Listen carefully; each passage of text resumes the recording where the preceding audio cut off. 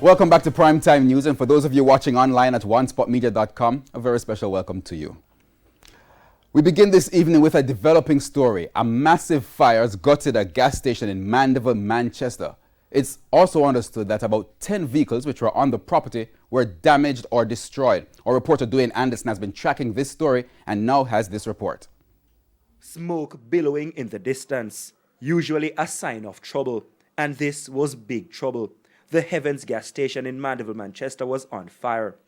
Amateur footage sent to a news center captured the moment something exploded. How much gas? Cue panic, onlookers running for cover. Closer inspection of the burning facility showed several cars on fire.